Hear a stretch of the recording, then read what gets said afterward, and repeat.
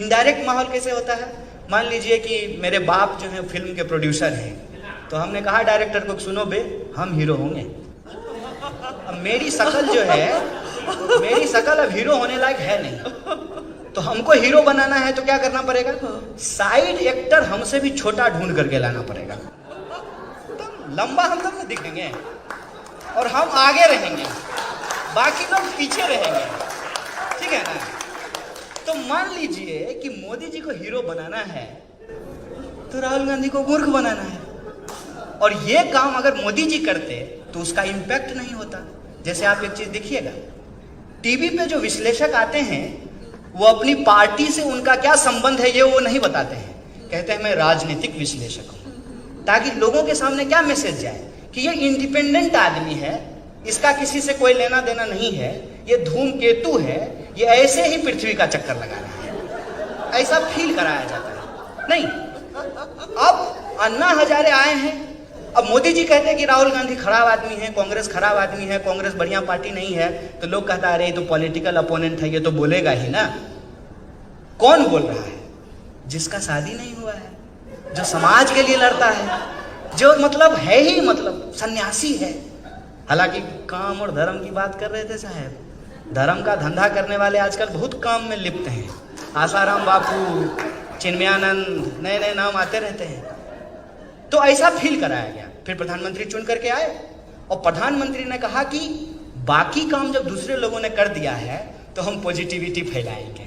नहीं, सबका साथ सबका विकास, 15 लाख आपके खाते में आएंगे, 2 लाख नौकरी मिलेगी हर साल, 2 करोड़। तो वादा इतना करके भूले हैं कि हम खुद भूल जा रहे हैं कि क्या बोले थे। तो ऐसा पॉजिटिविटी फैलाया गया। और आप देखे होंगे कि जो भी चीज विजुअल इम्पैक्ट, मैं बहुत इंटरेस्टिंग बात बता रहा हूँ, मीडिया में है आप जानते होंगे, विजुअल इम्पैक्ट पे खास ध्यान दिया गया। आप 2014 से पहले जो कमल देखते होंगे वो सेफ्रॉन होता था, उसको ब्लैक एंड व्हाइट कर दिया गया। अब हम लोगों को एस्थेटिक सेंस है ही नहीं।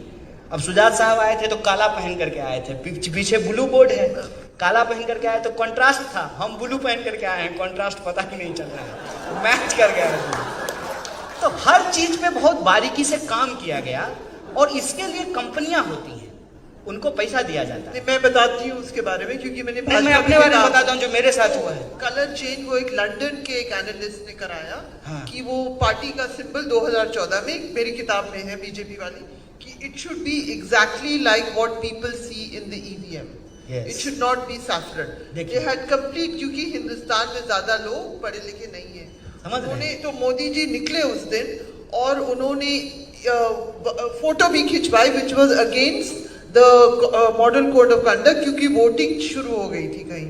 खैर, मैं पॉइंट ये बनाना चाह रहा हूं कि एक माहौल बना करके वो आ गए सरकार में आ गए। तो जैसे 2019 के बाद हुआ वैसे ही 2014 के बाद हुआ था, अपोजिशन छुट्टी पे चली गई। याद कीजिए, ऐसा नहीं हुआ कि 2019 के बाद अपोजिशन छुट्टी पे चली गई है, 2014 के बाद भी अपोजिशन छुट्टी पे चला गया था। विरोध कहां से शुरू हुआ था? विरोध शुरू हुआ था यूनिवर्सिटी कैंपस से। मैं कोई स्पेशल आदमी नहीं हूं, ये मैंने 135 करोड़ के इस देश में आई एम नॉट स्पेशल कि मुझे ही क्यों प्रोपेगेंडा का शिकार बनाया गया। Unfortunately for me and fortunately for the Modi ji, कि मैं उस वक्त जेएनयू का प्रेसिडेंट था। मैंने एक तरफ वो चुन करके आए, एक तरफ हम चुन करके आए। अब इसमें मेरी गलती तो थी नहीं, हम चुन करके आ गए, हम जेएनयू के प्रेसिडेंट थे। और अलग अलग कैंपसेस में सरकार ने आते ही जो ऑनस्लॉट करना शुरू किया, जैसे मैं कुछ इंसिडेंट बस आपको याद दिला देता हूँ, मे बी आप यू आर इंटरेस्टिंग और not, but I am telling you. Ambedkar Periyar study circle था IIT मद्रास में, उस पर बैन कर दिया गया। रोहित वेमुला का इंसिडेंट हुआ हैदराबाद सेंट्रल यूनिवर्सिटी में, FTII का आंदोलन शुरू हुआ जहां अनुपम खैर साहब गए थे। ऐसे ही बीवी जो है वो नहीं सांसद होती हैं, गाना तो गाना पड़ता है सरकार के पक्ष में। उनकी वाइफ जो है वो सांसद है, और वो जो है बाद में FTII के डायरेक्टर भी बने थे। उस FTII में मूवमेंट हुआ, अलग अलग यूनिवर्सिटी में मूवमेंट हुए। सो JNU चूंकि दिल्ली में है, वसंत कुंज में है, आप सब लोग चाहते होंगे कि काश घर हो दिल्ली में तो वसंत कुंज में हो, बड़ा पॉश जगह है। पहाड़ी है, जंगल है, खूबसूरत माहौल है, हरियाली है, वहाँ पे हमारी यूनिवर्सिटी है। और वो यूनिवर्सिटी जो है एक ऐसी यूनिवर्सिटी है जहाँ जा कर के डर नहीं लगता है। मतलब हम आप लोगों की कृपा से जो है, हालांकि हम अलजेब्रा में बोल रही थी मुंह से पैसा कमाता है, हम पैसा नहीं लिए अलजेब्रा में आने के लिए तो 5 स्टार होटल में डर लगता है। कई बार आपको गेट्स जो है, जो विराटता होती है, जो भव्यता होती है, वो साधारण इंसान को डराती है। जेएनयू एक ऐसी यूनिवर्सिटी है कि एक साधारण इंसान को भी कॉन्फिडेंस होता है। देख रहे हैं, घराना है, मतलब पिताजी भी थे जर्नलिस्ट, ये भी जर्नलिस्ट हैं, उनके सामने भी बोलने का एक कॉन्फिडेंस देती है वो यूनिवर्सिटी। और फीस के नाम पे मिनिमल लिया जाता है, 200 रुपया लिया जाता है। तो उस यूनिवर्सिटी में हम लोग पढ़ते थे, शांति से अपना पढ़ रहे थे। सरकार बदल करके आ गई, क्या फर्क है? जैसे पिछली सरकार का मजाक उड़ाते थे, इस सरकार का भी मजाक उड़ाएंगे। 2014 से पहले जाकर के आप मेरा ही टाइमलाइन देख लीजिए। आजकल हमको मनमोहन सिंह बहुत जेंटल लगते हैं, लेकिन उस जमाने में हम लोग उनके ऊपर मीम्स बनाते थे, उनके ऊपर जोक्स बनाते थे। और यूनिवर्सिटी में यही माहौल होता है कि अपने सवाल को लेकर के स्टूडेंट जो हैं वो प्रोटेस्ट करते हैं, सरकार कुछ मानती है, कुछ नहीं मानती है। This is normal course of action. लेकिन ये सरकार जब चुन करके आई तो जेएनयू अपने आप में ये जो अलग अलग जगह पे मूवमेंट हो रहे थे उसका सेंटर बन गया। रोहित वेमुला का आंदोलन, जो कि साउथ इंडिया का ही आंदोलन था, वो अचानक से एक नेशनल आंदोलन बन गया। और रोहित वेमुला के सवाल पे आप देखिए कि आखिर ये सरकार घिर गई और स्मृति जी को शिक्षा मंत्रालय के पद से हटा करके कपड़ा मंत्रालय, स्मृति ईरानी की बात कर रहे हैं जी।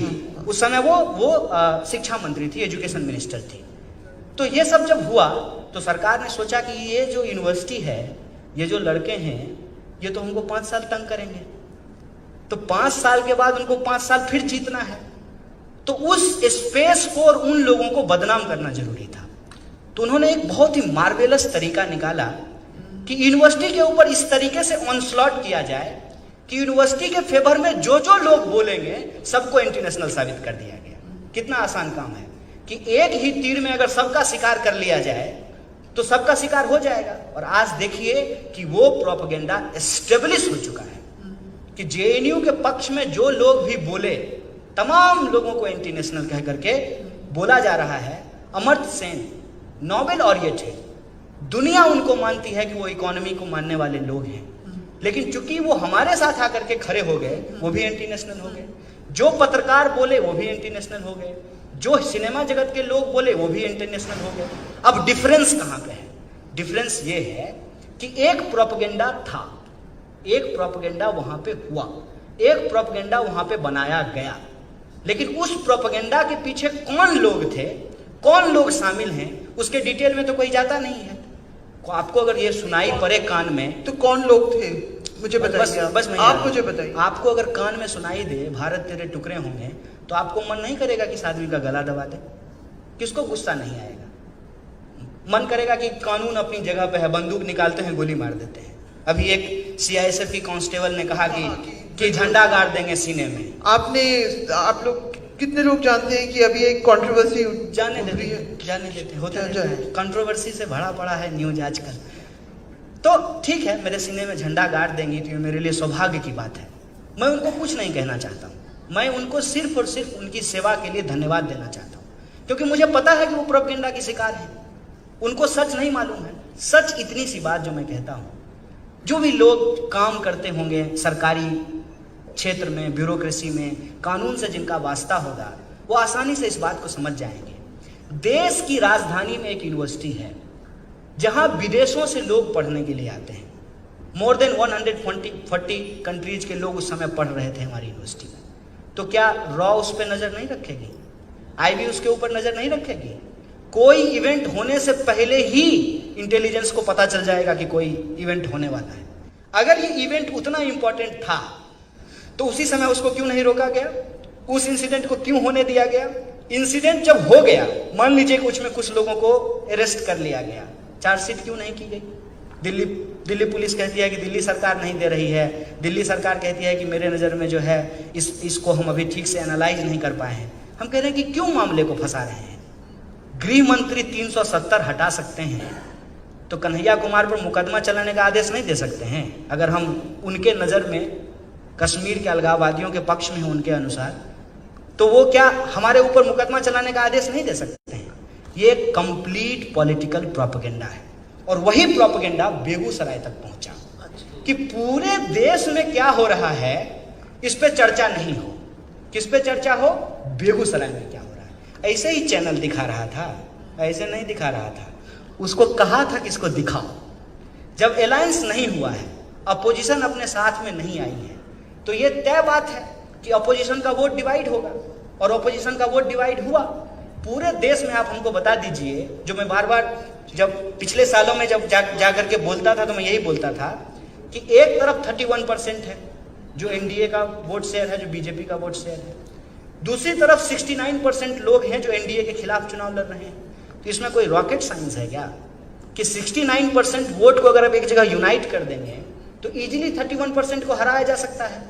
लेकिन ये अपोजिशन की यूनिटी नहीं बनी। क्यों नहीं बनी? मैं आपकी सीट में मैं तेजस्वी यादव को भी ईडी है ना, ईडी है, सीबीआई है। आपने कोशिश की, वो भी जवान है, आपने बात हमारी कोशिश करने से नहीं होगा ना। हमारे पास देखिए कोई एम्पायर नहीं है जिसको हमको बचाना है। इतना खुल करके हम इसलिए बोल लेते हैं कि हमारे घर पे ईडी आएगा तो चाय भी नहीं पिला पाएंगे तो हमको कोई दिक्कत नहीं है। लेकिन ये जो डर है, उस डर की वजह से अपोजिशन की यूनिटी नहीं हुई। जब चुनाव परिणाम आ गए बेगूसराय के और मैं चुनाव हार गया, तो सबसे पहले क्या शुरू हुआ? बड़ा अपोजिशन बनने के लिए चले थे, बेगूसराय की जनता ने धूल चटा दिया। यही बन रहा है ना। इसको कहते हैं कि प्रोपेगेंडा को भी एक लॉजिकल कल्मिनेशन तक पहुंचाया जाता है। लेकिन मैं उनको एक बात कह देना चाहता हूँ, आप पार्लियामेंट में चले गए हैं, आप पार्लियामेंट जीत लिए हैं, देश के लोगों के साथ अभी भी वही समस्याएं हैं जिसको लेकर के हम लोग लड़ रहे थे। पार्लियामेंट आपका, संसद आपकी, सड़क आज भी हमारी है। लोगों के हक और अधिकार के लिए अपनी लड़ाई को हम जारी रखेंगे। लेकिन एक कॉन्टेक्स्ट बता दें कन्हैया, बिहार में ऑपोजिशन सिर्फ 1 या 2 सीट जीत पाया ना? एक। तो ये कॉन्टेक्स्ट भी समझना जरूरी है, क्योंकि हम लोग हैदराबाद में बात कर रहे हैं और मैं भी भूल जाती हूँ कि मैं यूपी बिहार से बाहर कभी एनालिसिस करूँ। सिर्फ 1 सीट ऑपोजिशन जीत पाया। It was completely a BJP sweep in the state of Bihar. So in that circumstances, it was a thing. मेरा ये सवाल एक अभी भी है, दिल्ली सरकार अभी बैठी हुई है कि कन्हैया को प्रोसिक्यूट करें कि नहीं सेडिशन के लिए। They have to give permission for the old sedition case which was filed in 2016, for which Kanhaiya went to jail. If you see his book, it says From Bihar to Tihar. It's a fascinating account. क्या आप चाहेंगे कि वो permission दे दें? आप मंच से बोलिए। नहीं, बिल्कुल मुझे कोई दिक्कत नहीं है। मैं खुद चाहता हूं कि जल्दी से ये परमिशन दे दिया जाए। तय कर लें वो लोग कि कौन देंगे, दिल्ली की सरकार देगी या केंद्र सरकार देगी। दिल्ली पुलिस वैसे भी अमित शाह के अंडर में है। अमित शाह को अचानक से हमसे प्यार तो हो नहीं गया है, इलू इलू तो मेरे लिए गा नहीं रहे हैं, तो वही दे दें परमिशन है। और वो जो है केस चले, क्योंकि मुझे उसका रियलिटी मालूम है, अच्छे से मुझे मालूम है। मैं खुद चाहता हूं कि ये जो रोज रात को 9 बजे बैठ करके टीवी एंकर हाथ में माइक लेकर के देश में फैसला सुनाते हैं, वो फैसला ना सुनाया जाए। इस देश की अदालत फैसला सुनाए, उसके बाद जो है उन एंकरों को हम अदालत लेकर के चलेंगे साहब, जरा कोर्ट घूम करके आते हैं। हम भी इंतजार कर रहे हैं इस बात का। दूसरा, इस संबंध में दिल्ली सरकार की क्या परेशानी है मैं आपको बता देता हूँ। दिल्ली सरकार, जब मैं जेल में था तब दिल्ली सरकार ने एक इंक्वायरी करवाई थी, मैजिस्ट्रियल इंक्वायरी करवाई थी। उस मैजिस्ट्रियल इंक्वायरी में हम लोगों को क्लीन चिट दिया गया और ये कहा गया कि वीडियो को डॉक्टर्ड किया गया। गर्दन किसी की, देह किसी और का, आवाज किसी और की, इस तरीके का वीडियो बना करके चलाया गया। वीडियो डॉक्टर्ड था और ये लोग वहां पे प्रेजेंट नहीं थे और जो गवाह वहां पे थे, सारे गवाह जो थे वो फॉल्स पाए गए हैं। तो दिल्ली सरकार की परेशानी ये है कि वो अपनी ही मैजिस्ट्रियल इंक्वायरी को कैसे निगेट कर सकती है।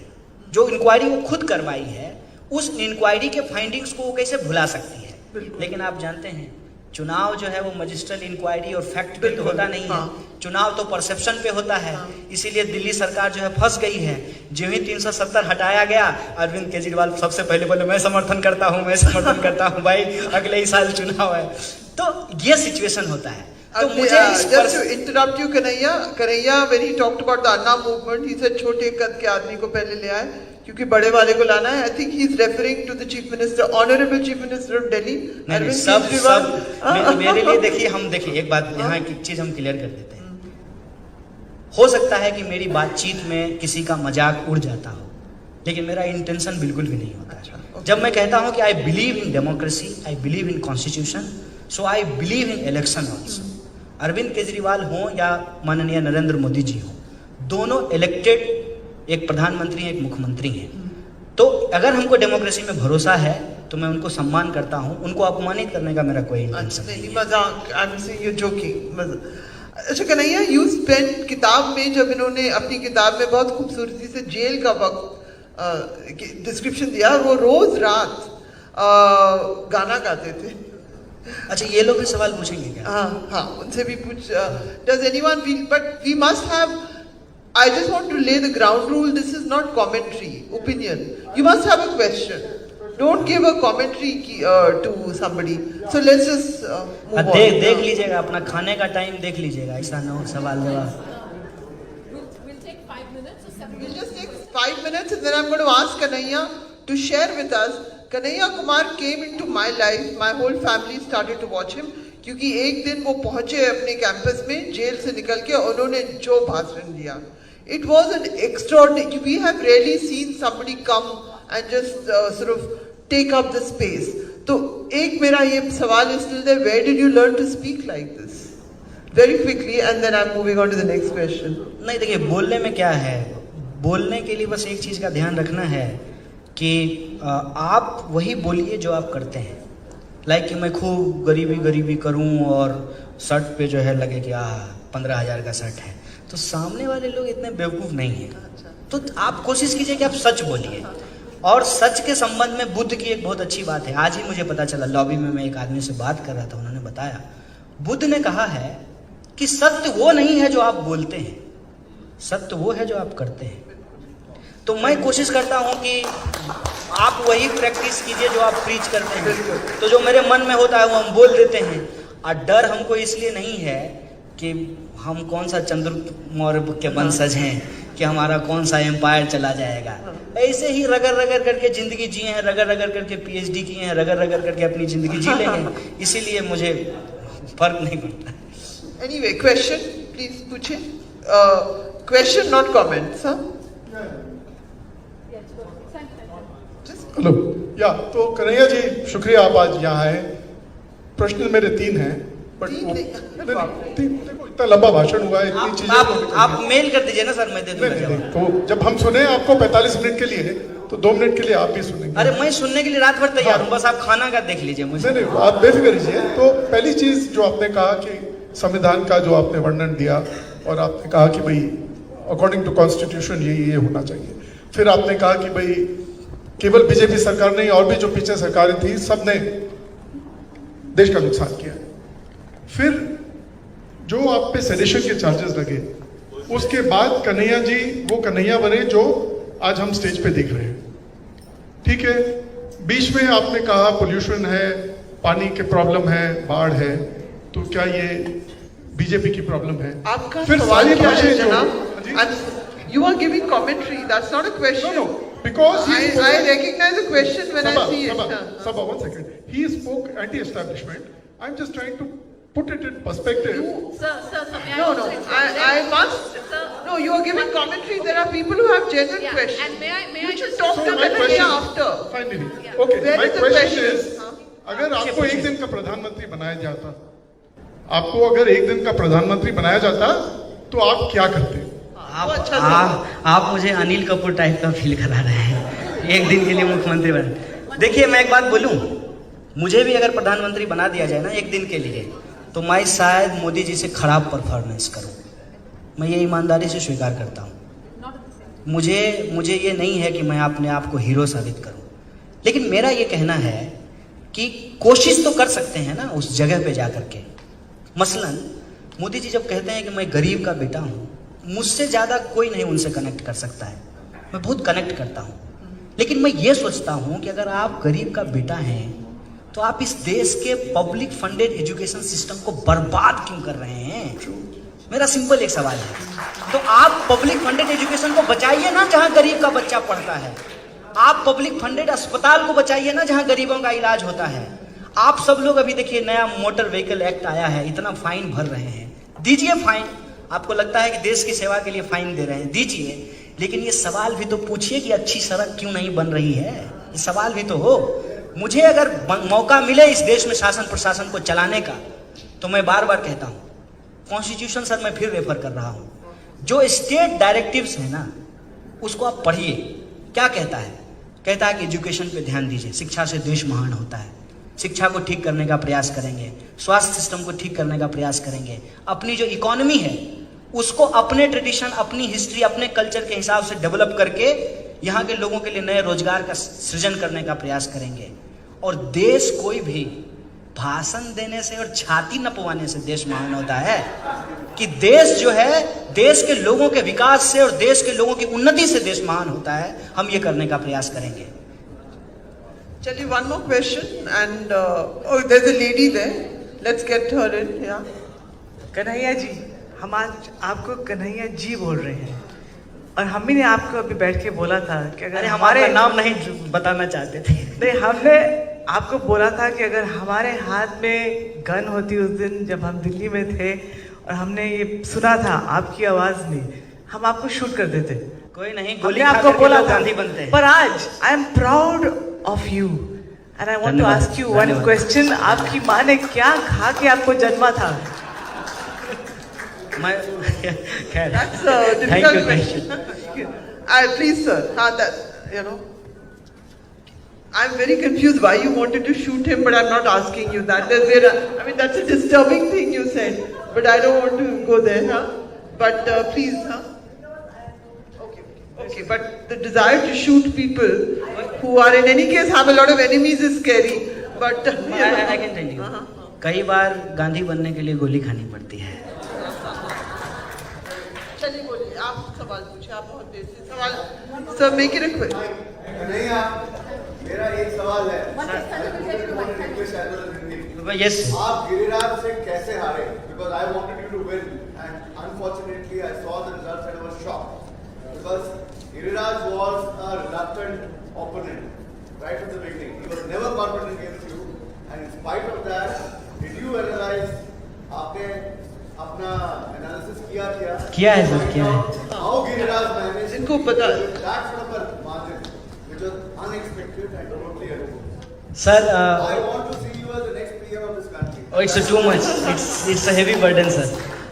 सर, इसमें सिंपल ये है कि कभी कभी आपको ऐसा होता है कि कॉल आता हो फोन पे कि लोन लीजिएगा, नहीं चाहिए लोन, यार रखो फोन। तो अभी हम लोगों की स्थिति ये है सर कि हम लोग घूम घूम करके कह रहे हैं, तो लोग मुंह पे दरवाज़ा बंद करके कहते हैं कि नहीं चाहिए तुम्हारा पैकेज। तो अभी जो सरकार पैकेज दे रही है और उनके जो मीडिया चैनल्स हैं उसको जिस खूबसूरत तरीके से लोगों के सामने रखा जाता है, उसका प्रचार देखे हैं। रेजर का जब प्रचार होता है उसमें क्या होता है कि जिलेट से ऐसे करके आप दाढ़ी बनाएंगे तो 3-4 सुंदर सी लड़की आगे पीछे चलने लगेगी, अच्छा लगता है। हाँ, अच्छा ऐड होता है। डीओ का प्रचार भी वैसे ही होता है। और जो है आती हैं हमारी आपके ज़माने की बहुत अच्छी एक्ट्रेस थी हेमा मालिनी, और कहती हैं कि कैंट देता है शुद्ध पानी। अब हेमा मालिनी कह रही हैं तो ठीक ही कह रही होंगी, क्योंकि वो हमको अच्छी लगती हैं। तो होता क्या है कि कई बार हमारा जो पैकेज है ना वो लोगों को पसंद नहीं है, उनको वो पैकेज नहीं चाहिए। और बेगूसराय के लोगों को भी हमारा पैकेज नहीं चाहिए।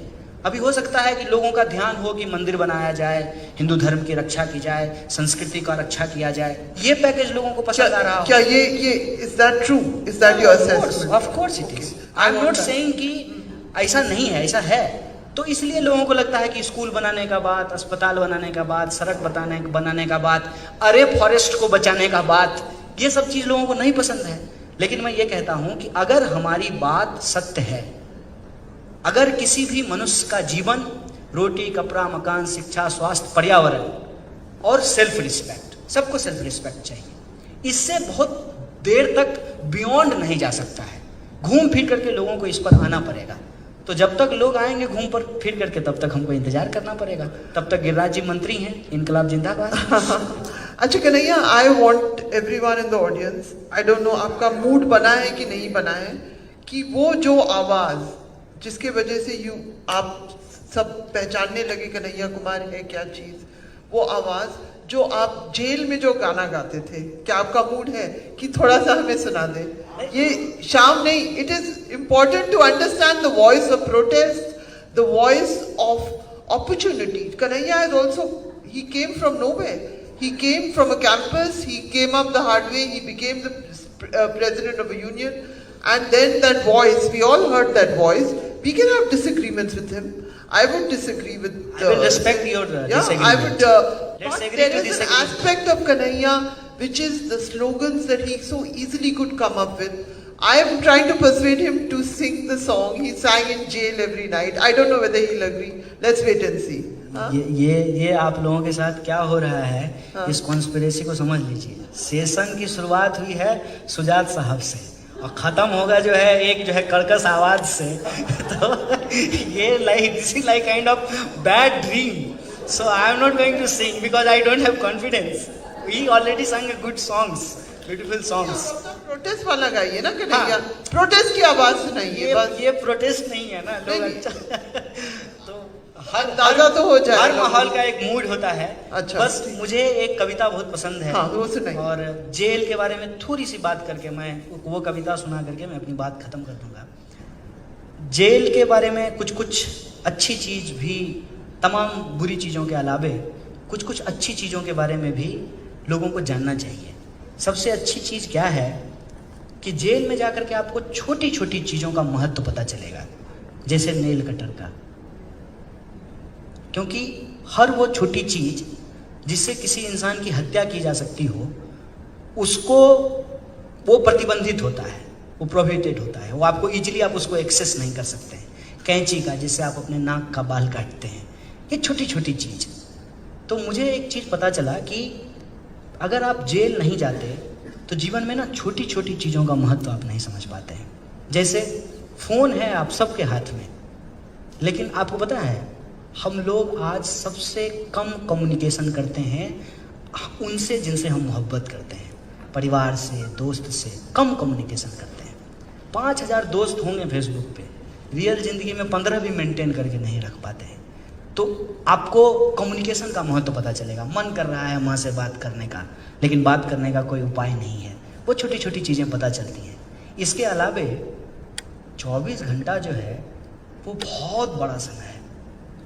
ये ऐसे नहीं पता चलता होगा, लेकिन जेल में जो ये 24 घंटा होता है उसको बिताते हुए आपको पता चलेगा कि 24 घंटा बहुत ज़्यादा होता है। इस 24 घंटे में बहुत कुछ किया जा सकता है, लेकिन जेल से बाहर जो सामान्य जीवन है उसमें ये नहीं पता चलता है। एक और इंटरेस्टिंग चीज़, मुझे जेल से बाहर आने के बाद भी यही महसूस होता है कि मैं आज भी जेल में हूँ। फ़र्क यही है कि बाउंड्री नहीं पता चल रहा है। जेल की दीवारें दिखती हैं, समाज को जिस तरीके से जेल बनाया गया है इसकी दीवारें नज़र नहीं आती हैं। कभी आप जो मर्द हैं वो औरत होने को, औरतपन को एक बार महसूस कीजिएगा कि आपको तो जब भी मन किया, हैदराबाद तो वैसी सिटी नहीं है लेकिन मैं दिल्ली में रहता हूँ, कभी आपको मन किया तो आप निकल लिए रोड पे, तो ज़्यादा से ज़्यादा आपको इस बात का डर होगा कि कोई मेरा मोबाइल छीन लेगा, कोई मेरा पर्स छीन लेगा। ये डर नहीं होगा कि कोई मेरे साथ बलात्कार कर लेगा। ये जो पीड़ा होती है, इस पीड़ा को जब आप समझने लगेंगे तो आपको पता चलेगा कि यह समाज भी एक तरीके से खुला जेल है बहुत सारे लोगों के लिए। खाना है, खाना रखा हुआ है, सजा हुआ है शीशे के भीतर, आपको भूख लगी हुई है, लेकिन आपकी पर्स आपको इजाज़त नहीं दे रहा है तो आप खा नहीं सकते हैं। दीवारें हैं, दिखती नहीं हैं। ये एक चीज़ मुझे बाहर आकर के पता चला। इसीलिए जेल का जो टाइम था उसमें मैं कोशिश करता था कि इसको खूब मज़ेदार तरीके से जिया जाए। तो क्या क्या कर सकते हैं? कभी पढ़ सकते हैं, लिख सकते हैं, गा सकते हैं। तो उस दौरान मैं एक कविता अक्सर गाता था। ये रचना यश मालवीय की रचना है और यश मालवीय की ये रचना मैं अक्सर गुनगुनाता था। रचना कुछ इस तरह से है। तबे पैरों से उजाला आ रहा है, फिर कथाओं को खंगाला जा रहा है। अस्थगित है गति समय का रथ रुका है, कह रहा मन बहुत नाटक हो चुका है। दृष्टि में है रोशनी की एक चलनी और गाढ़ा धुआं चाला जा रहा है। जो नशे में धुत हैं उनकी कहें क्या, जो नशे में धुत हैं उनकी कहें क्या, होश वालों को संभाला जा रहा है। ये गाना मैं अक्सर गाता था। बहुत बहुत शुक्रिया, thank you. That was absolutely brilliant, and I got Kanhaiya to sing, so I'm very proud of myself. Thank you, thank you, thank you. आप सब लोगों को बहुत बहुत धन्यवाद हमको सुनने Thank के you लिए। so बहुत- much. इनडायरेक्ट माहौल कैसे होता है?